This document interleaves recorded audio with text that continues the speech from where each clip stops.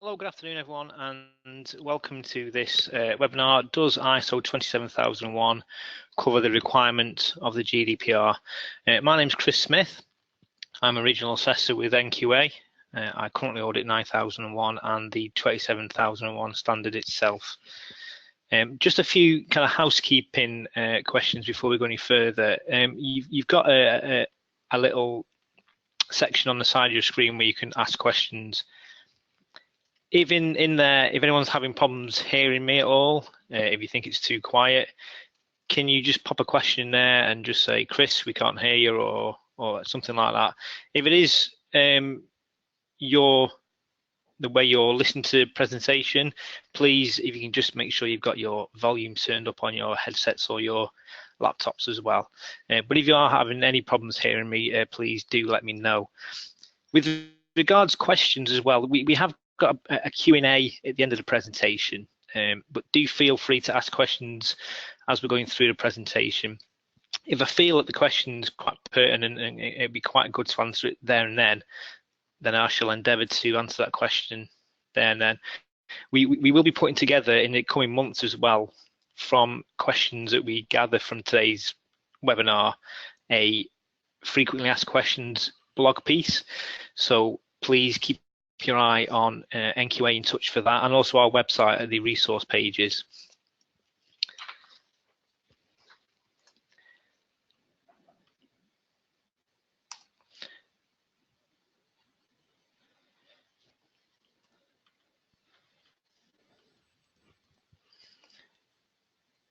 Okay, so NQA, we are a global certification body. We have offices all over the world. We've been around for around 25 years, and as we said, we operate in over 28 countries, and globally we've handed out around 36,000 certificates. A few of the clients we work with, some big names there. We offer a number of work with a number of clients, both globally and locally, from single standard to integrated management systems. So that's a bit of background reference us. Moving on to the task in hand then. So during the presentation, we're going to talk about why and what is a GDPR. So why has it been developed, and why is it coming into force, and why is there so much kind of hype around GDPR? We're going to talk about how data will be processed under the GDPR. Also as well, how data breaches will be handled. We'll talk about fines, things like that. And then we'll talk also as well how ISO 27001 can help towards compliance with GDPR. We'll map as well certain elements of ISO 27001 across to GDPR. I have to stress, however, that ISO 27001 will go a long way to helping you achieve compliance to GDPR, but there's areas under the GDPR which aren't controlled under the standard. So I just want to kind of stress that, yes, adoption of best practice standards such as ISO 27001 will help you. It'd be a major stepping stone in achieving compliance.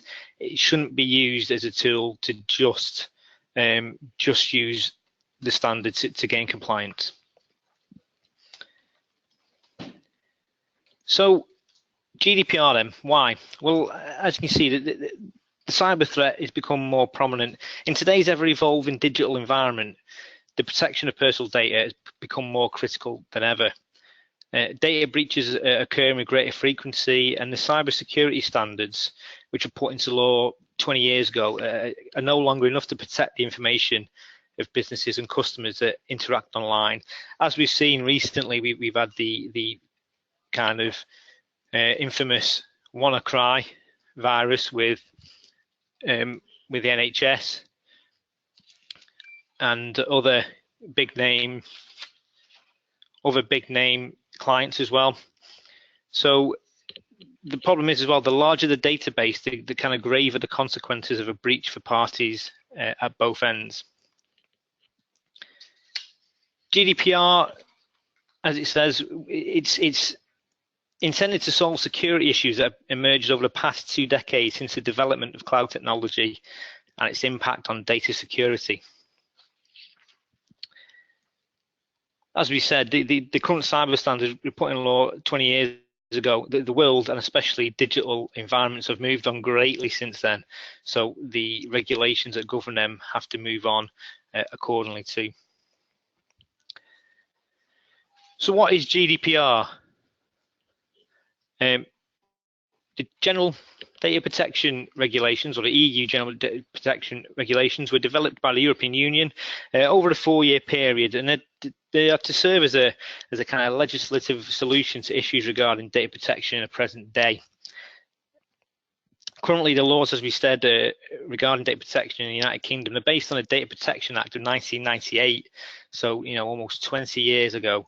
They were an update of the 1995 EU Data Protection Directive, which itself was designed to handle security issues as understood by lawmakers and programming experts in the years leading up to millennium. So they were designed way before the millennium bug and things like that.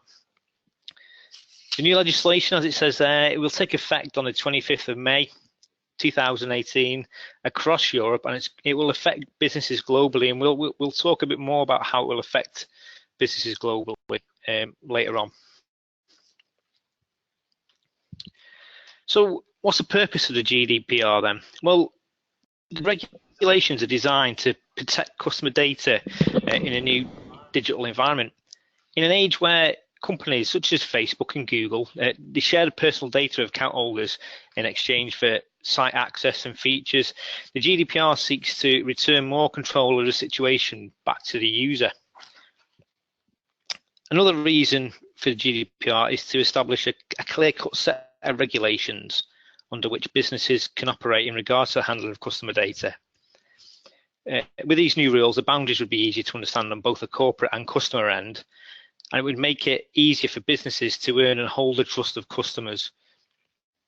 The law also offers more power to citizens in regard to what companies can do with private data. And while the new law is beneficial on both sides, the GDPR has been designed to protect consumers.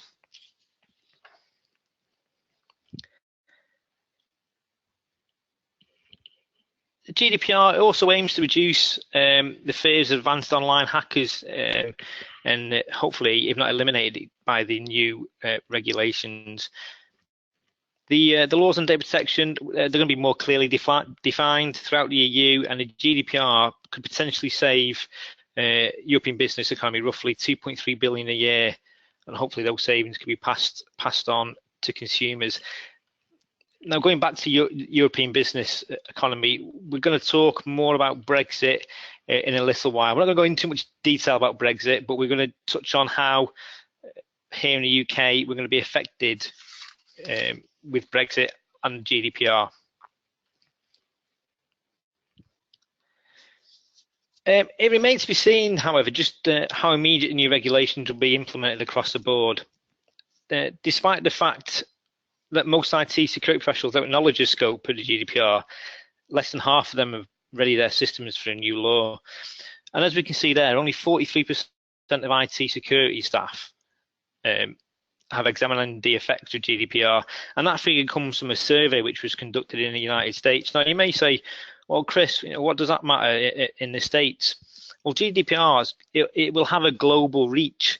So any company processing the data of EU citizens will have to do so in accordance with GDPR. So, for example, if there's a company in the United States, in Australia, who processes data of someone in the UK, France, Spain, for example, then they will be under the control, or they'll have to do that processing of data in accordance with the new regulations.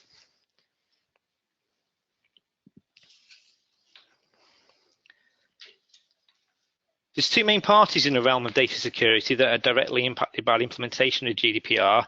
These are the controllers and processors. Now, as it says there, controllers, these are the entities that determine the methods and reason for the processing of user data. So this could be, for example, a bank. Now, they must ensure that the processors function in accordance with the new regulations. On the other hand, the processors, these are the entities that are responsible for the processing of user data. So in the example that we've just used of the bank, the processors could be the IT company that the bank employ. Now, the processors must ensure that their activities abide by the new laws and maintain applicable records.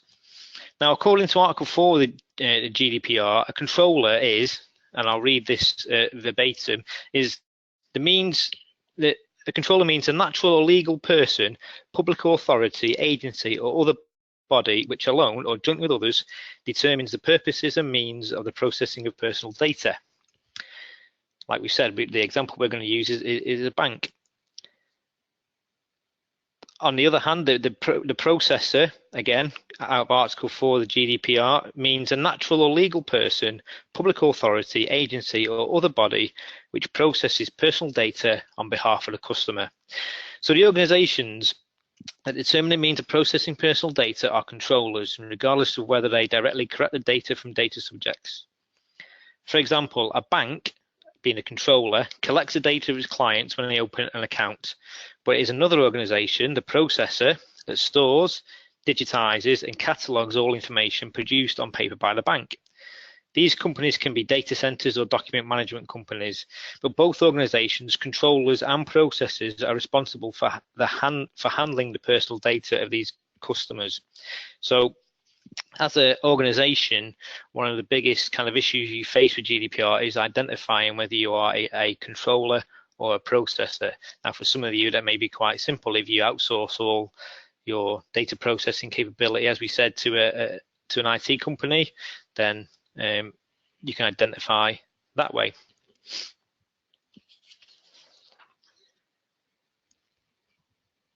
According to Article 5 from the GDPR, the controller shall be responsible for and be able to demonstrate compliance with the principles relating to processing of personal data.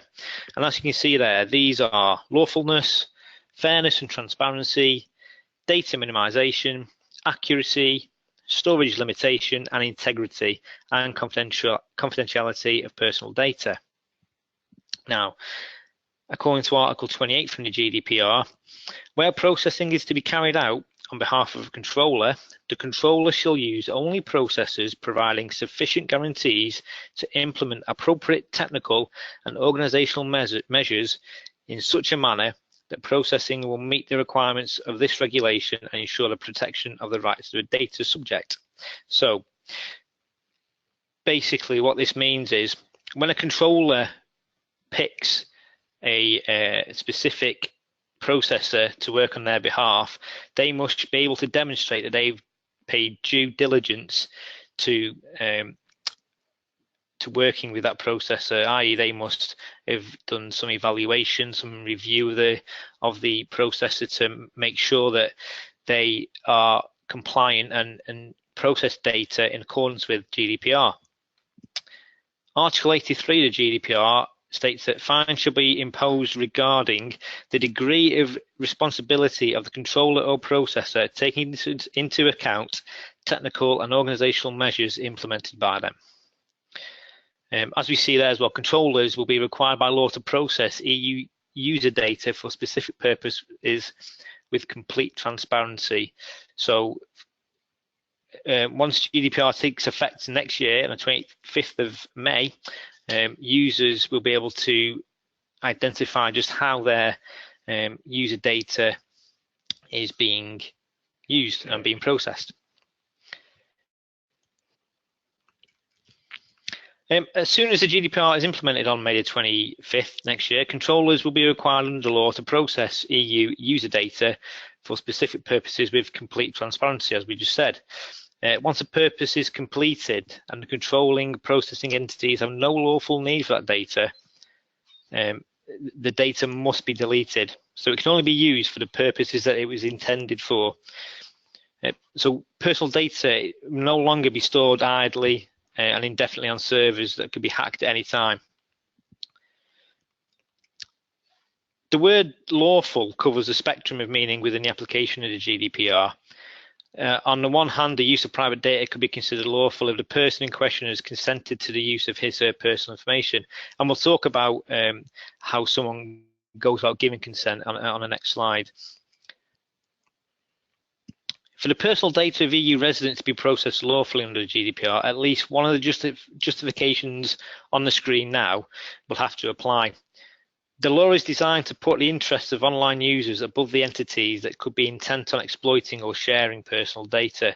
So, for example, as we see there, the processing of personal data is legal if it's in compliance with a legal contract, if it's processed for the protection of an interest deemed essential to life of an individual, if the information is processed for the prevention of fraud in a legal case, then it's lawful.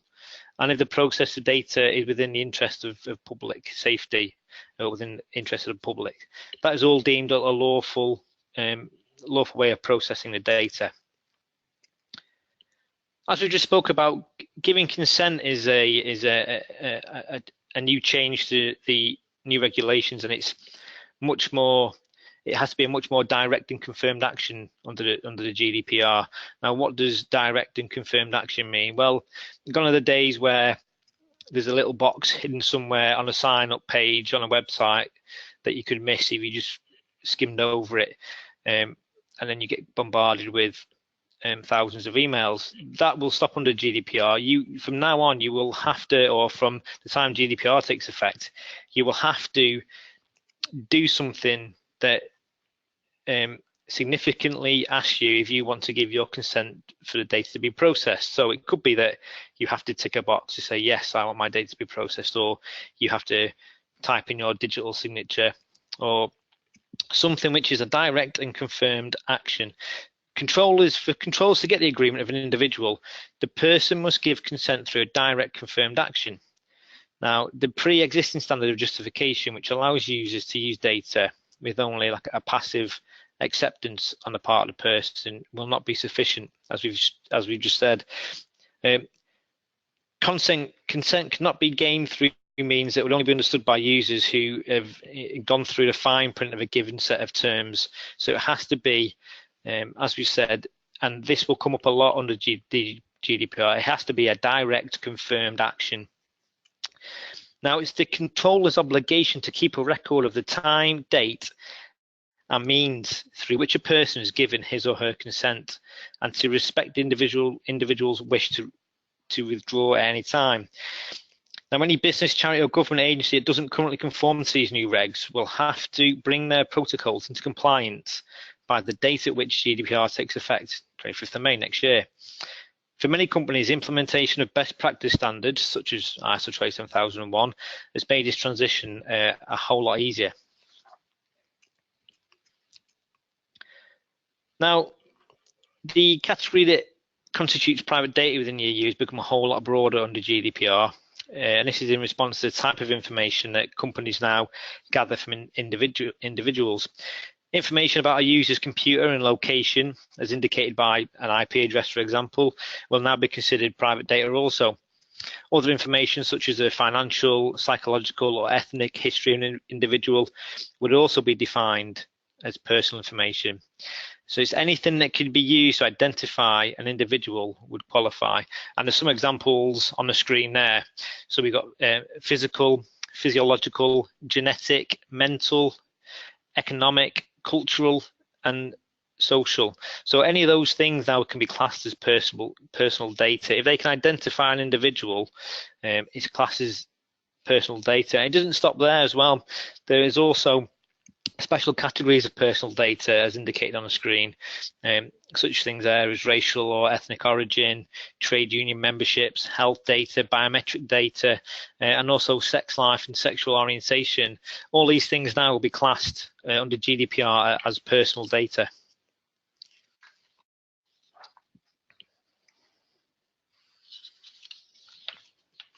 So we spoke about consent then, and giving a direct confirmed action to having your data processed by an entity. But a person now can request to see his or her private data at reasonable intervals. Now, under the new law, controllers are obligated to respond to a user's request within 30 days.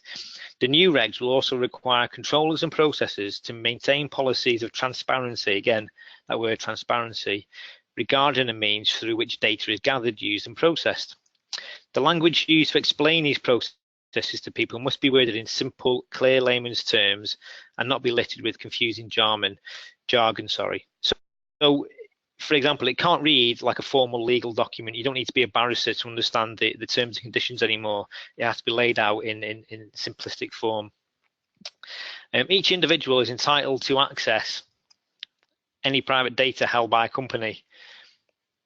Furthermore, each individual has a right to know just how long his or her information will be stored, which parties will get to view it, and the reason for which the data is being used.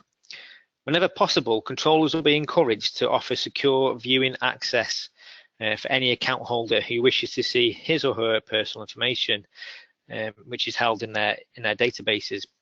People will also be able to request that incorrect or incomplete data be corrected at any time. So, for example, if you did wish to view any information held by any companies and you found that it was incorrect, wrong, you could have it changed for whatever reason.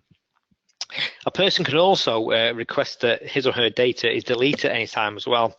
And this is under a clause in the GDPR known as the right to be forgotten.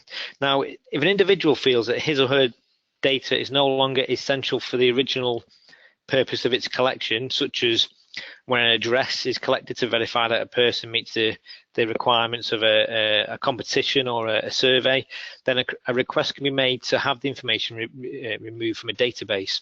So as we said there, if you enter a competition and you have to give your name and address, and the competition expires and there's a winner picked, and unfortunately you're not the winner, then you can ask that your personal data is then deleted, not because you haven't won, but because the company that obtained your information no longer needs that information.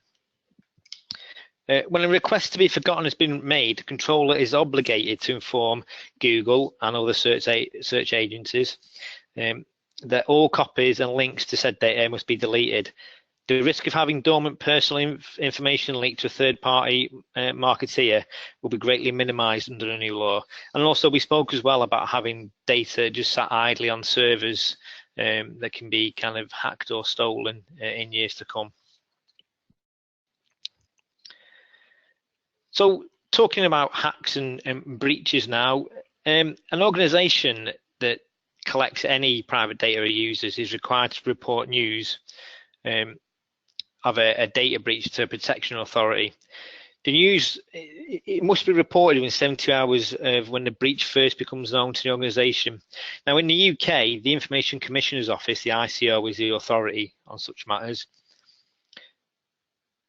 And a failure to notify the protection authority, the ICO, within 72 hours of a breach could result in a fine of as much as 2% of a company's global annual revenue, or a fine of £10 million. Now, these are compared to the current ICO fines, which only go as high as £500,000. The penalties under GDPR are far stricter. The 72-hour deadline to report a breach, however, it's not always enough time to give an organisation to let them learn the full nature of a particular offence. So it should provide enough time to gather adequate information for the authority about the kind of data that was affected by the breach.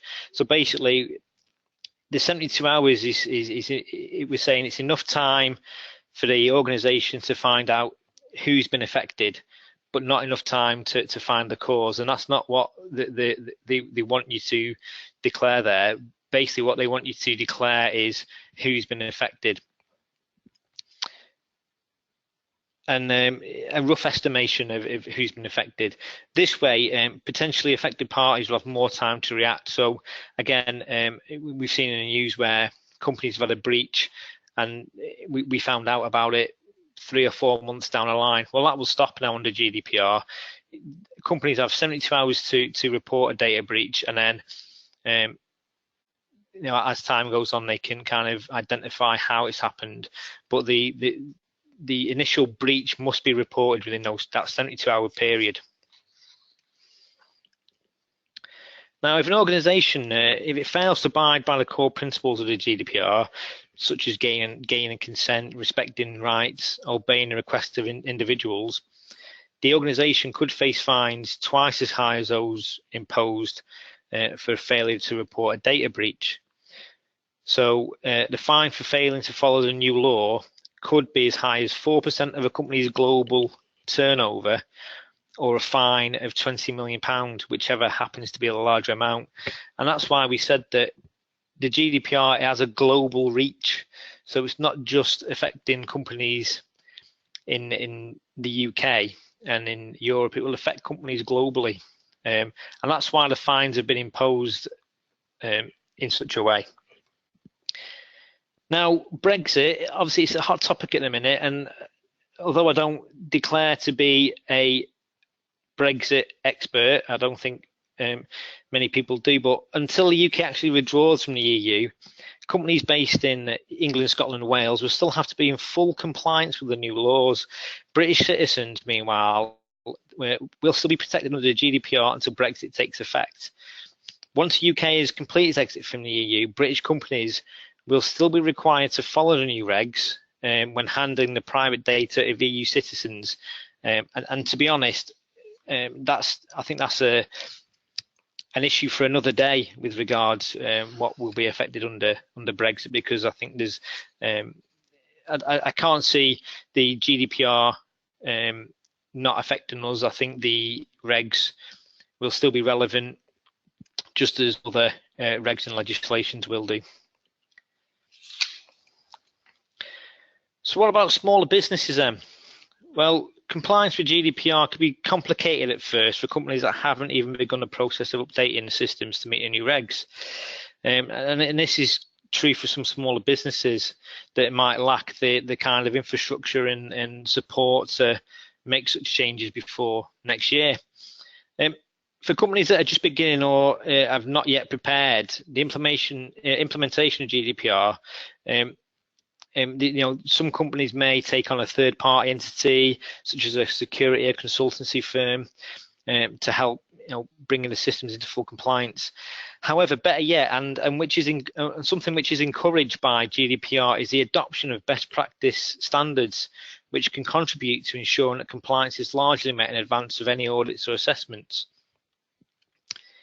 As we can see there, if you're already regulated as well, there will be less change. So organisations that are already regulated under best practice models like the FCA, for example, will probably see few changes under GDPR.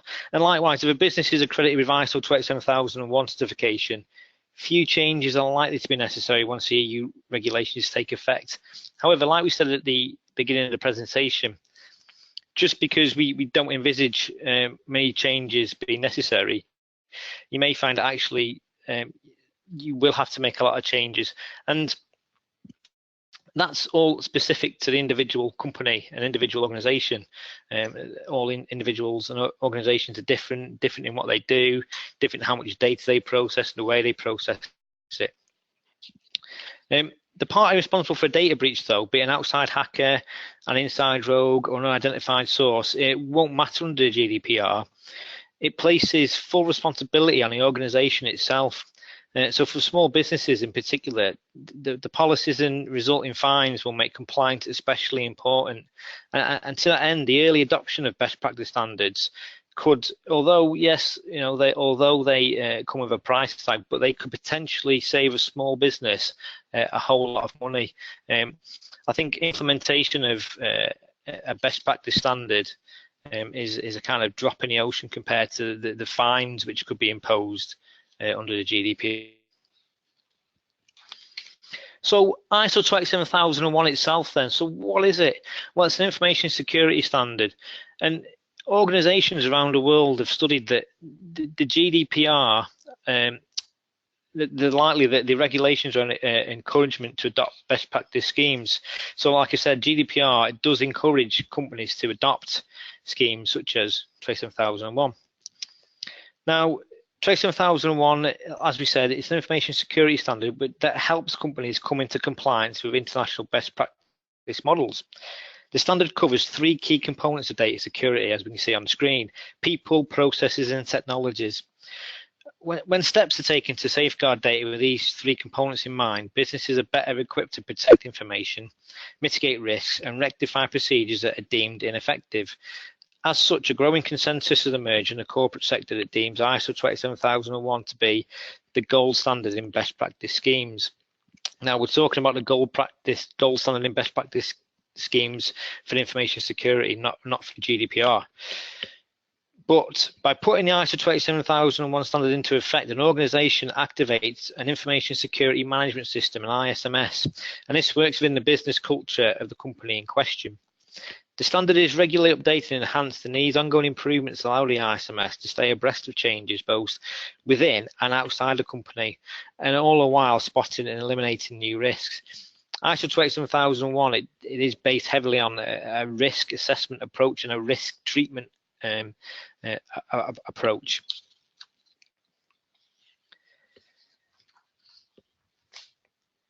There are three key elements to ISO 27001. The first one being confidentiality.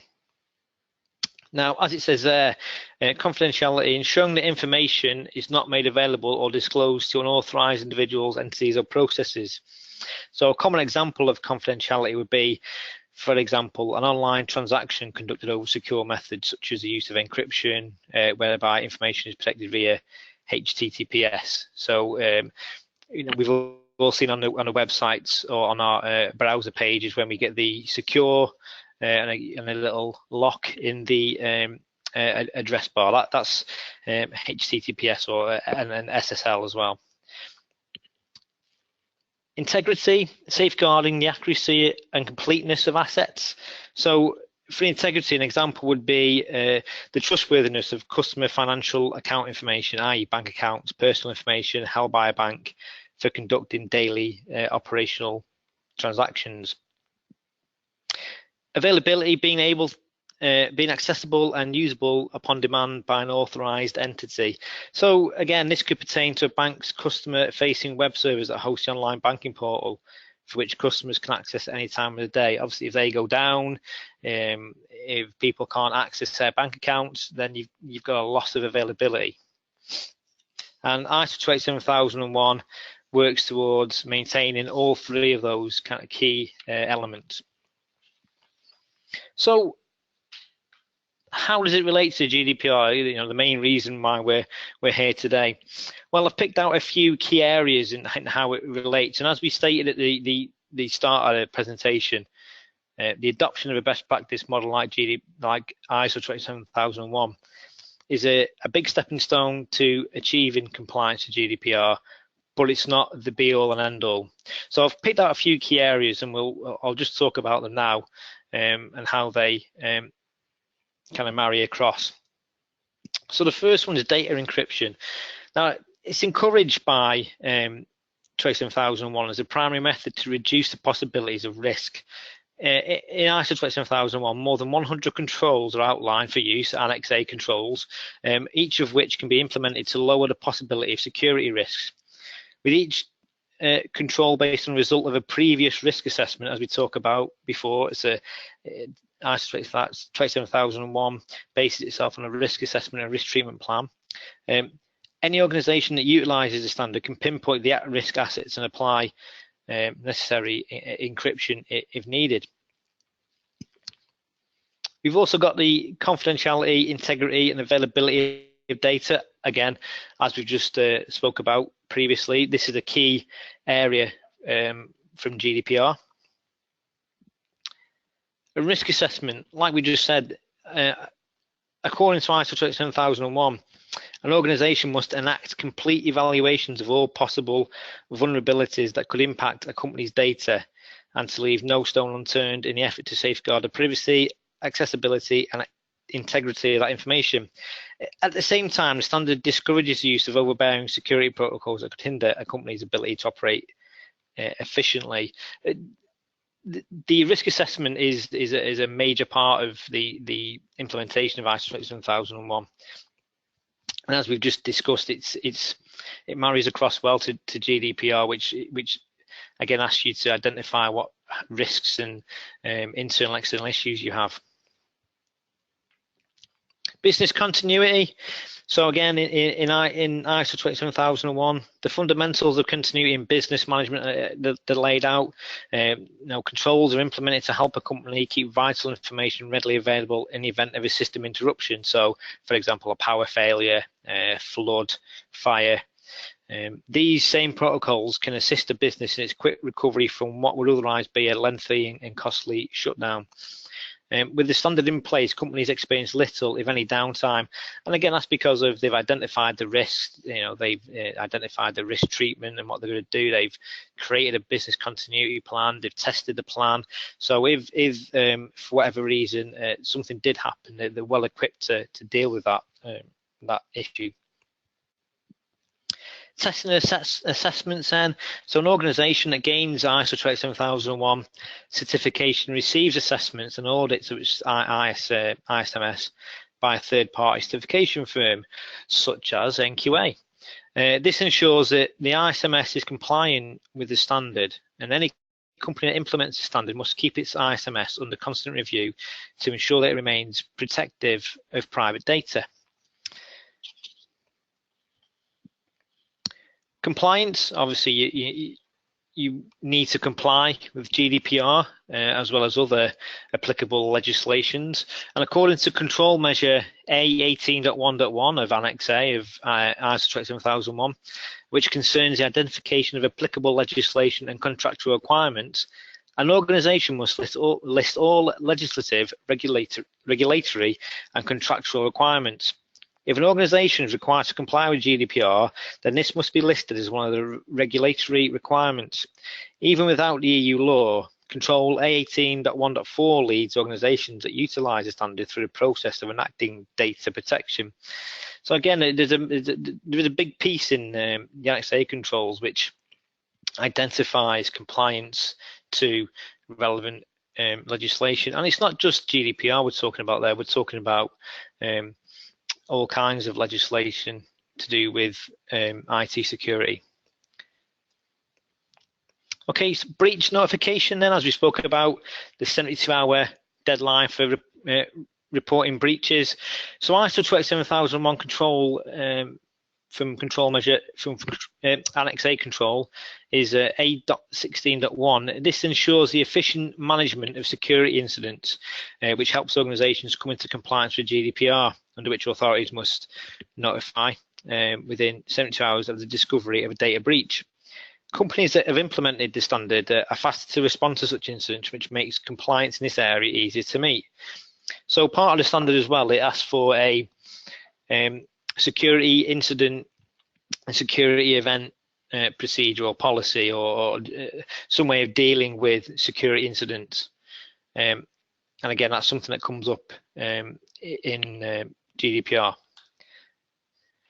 Finally, asset management. And this is addressed under ISO 27001 Control A.8. This includes personal data as an information security asset. So when we speak about assets, a lot of people think physical assets, the laptops, the hard drives, the mice, the things like that. But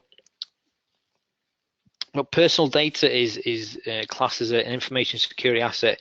Organizations that implement the standard are given an understanding of which types of data are essential, as well as where such data must be stored and how and for how long. And Control A8 also covers the origin of personal data and the party that gets to access the data, which we spoke about. They're all requirements for GDPR, how you went about getting consent, how long you're going to keep the information for, what you're going to do with the information. Now we spoke earlier, and we have to keep stressing this point about the disclaimer, but of course, the requirements of ISO 27001 extend far beyond the principles as mentioned earlier. As an all-encompassing best practice standard, various other areas are also covered, such as methods that apply to staff training, for example. The standard's been implemented by countless organisations throughout the world, and with the frequency and consequence of today's data breaches, the standard has become an essential part of data security in the marketplace, and it's been one of the most popular kind of best practice standards in the past few years. Now, as we said, I'm going to show this again just to reiterate that ISO 27001 will go a long way. It is a big stepping stone to getting you to achieve compliance to GDPR, but it's not the be all and end all. Do not go away from this webinar today thinking, oh, I'm just going to get ISO 27001, because that won't be enough on its own. But like I said, it will help you. So as we said, while there are some areas covered under the GDPR that are not controlled under the ISO 27001 standard, for example, such as the right of a data subject to have his or her data moved or deleted, the standard covers most of the requirements of the law by virtue of the fact that private data is recognised as an information security asset under ISO 27001. As such, a standard and a new regulation share like-minded views on data security. Essentially, any company that interacts with EU residents will need to reach compliance with GDPR. So that's what we spoke about, having a global reach. Because ISO 27001 is considered far and wide as the most secure of all the best practice standards, it will likely prove to be the most applicable standard under the new regulations. Already more and more companies, as we spoke about, they're implementing a standard in advance of the new law. And really, a lot of people I speak to, they're not implementing it because they think it will provide compliance, but they're implementing it because it will help them go a long way towards that. It's one of the most applicable standards for GDPR compliance, and if a standard has already been implemented by a company, then that company is already more than half the way prepared for the incoming regulations. And as we said, no matter where in the world a company is based outside the EU, that company will still need to be in compliance with GDPR as long as it gathers the personal data or sells goods or services to EU residents. And this applies to any company worldwide that collects money or information from people on the internet. Now, organizations with ISO 27001 certification, they're likely to meet many of the appropriate technical and administrative security requirements of GDPR, but many may need to make some adjustments. Article 41 of the GDPR provides that all member states, supervisory authorities, the board and the commission are to encourage the establishment of data protection certification mechanisms for the purpose of demonstrating compliance with GDPR. So for example, ISO 27001. So they're saying that although it won't make you compliant, we are encouraging you to adopt this best practice scheme because it will certainly shift you in the right direction. Now, we've come to the end of our presentation now, and we didn't go too far in depth because it's an issue that you can spend a lot of time on. And again, I'm not a GDPR expert by any means, but I do audit against 27001. So what we'll do now is we'll take a few questions. Now, I will answer some of these questions as best as I can. Any questions that we get, which we've got quite a few of, we will be putting together in the coming weeks or months a frequently asked questions blog, which will go on our resources page of the NQA website. And there will also be a date for your diary, another webinar on Friday, the 2nd of February next year. So that's Friday, the 2nd of February 2018 at 12:30. So we're going to change the time to make it a lunchtime webinar next year. And basically we'll go through this webinar again, but we'll review some of the questions that you've got, which we probably maybe haven't been able to answer, and we'll include those in the webinar. So it'll be an updated webinar where some of the questions that we've not been able to answer today will be answered, but we'll take a few questions. So we've got a top question there off Mark. Hello, Mark. Do you think future versions of 27001 will be amended to include GDPR requirements? I'll be honest, Mark, I don't think it will, because the 27001 standard, it's not there to make you compliant with any law or specific law or legislation, because it's an international standard, so it's a global standard. And obviously there are some laws which are specific to just one country. Obviously we spoke about GDPR and a global reach. What 27001 does state is that, as we spoke about, and I'm sorry if I've already answered this question for you, but in A18, we talk about compliance with applicable legislation and things like that. So although it doesn't specifically mention GDPR, it does mention the applicability of specific legislation, which GDPR would come under that remit. So I hope that's kind of answered that for you. If not, if any of the questions that I'm answering don't really answer the question you're hoping for, please feel free to email in or put something into this, and we can kind of try and clarify the question. We've got another one. This is from Rick. Why do you think there's been such a poor uptake in GDPR compliance? Well, again, that's not. I don't think it's a question of poor uptake. Come the 25th of May next year, if you're not compliant with GDPR, you're going to find out with quite a hefty fine quite quickly. So I think people will quickly take it up. But also as well, Rick, I think it's knowledge. I think people need to get more knowledge regarding GDPR. And again, this is the purpose of this webinar, was to demonstrate how ISO 27001,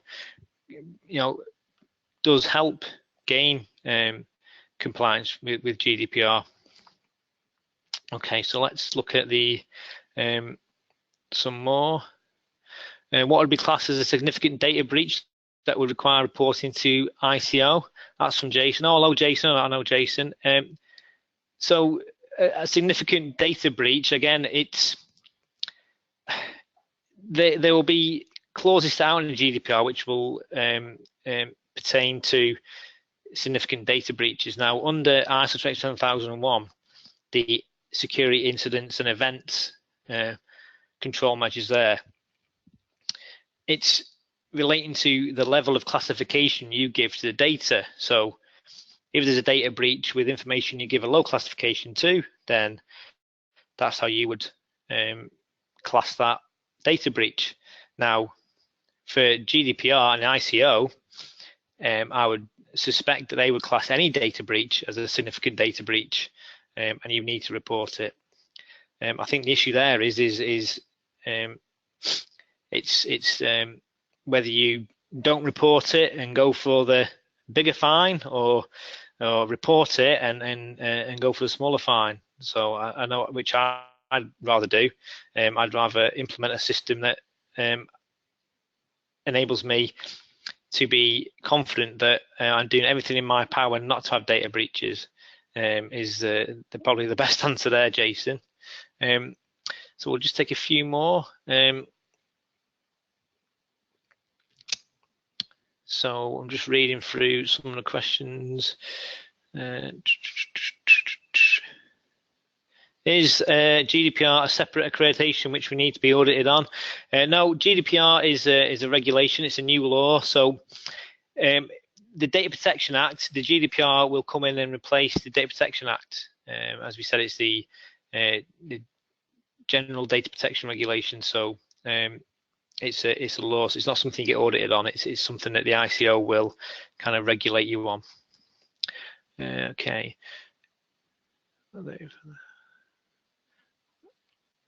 Please excuse me while I've gone quiet. I'm just trying to read some of your questions. Some of them are quite lengthy, but thank you for that.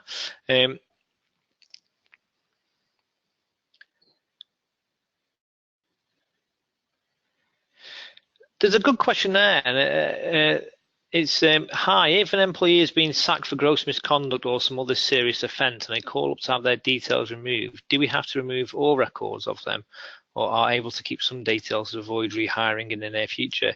That's a very good question, and something we touched on earlier referenced the processing of personal data for legal reasons, whether it be prevention of fraud, etc.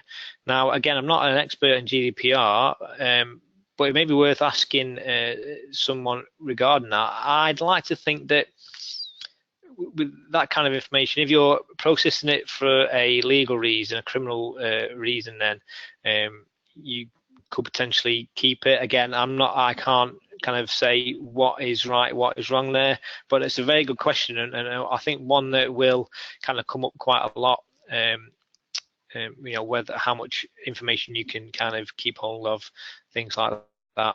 But again, things like that, the employment, during employment, prior to employment, and after employment, there are control measures within ISO 27001 which address those issues. So again, there is an area there where ISO 27001 could potentially help in that situation. But good question, and yeah, that's something we'd have to look into.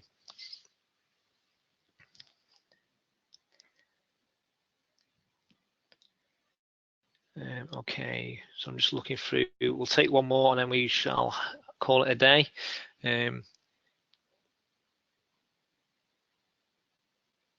So when referring to personal data, is this just consumers, end users, or employee data, or business-to-business individual data? Well, again, 27001 it identifies employee data as being an information security asset. Obviously, as an employer, you're taking information from employers, bank account details, things like that. But as we spoke about before, there are many things which can be classed as private personal data under GDPR. So so personal data, is this just consumer end user? No, it's employee data, and could be potentially business to business data as well, especially if you identify individuals within that data.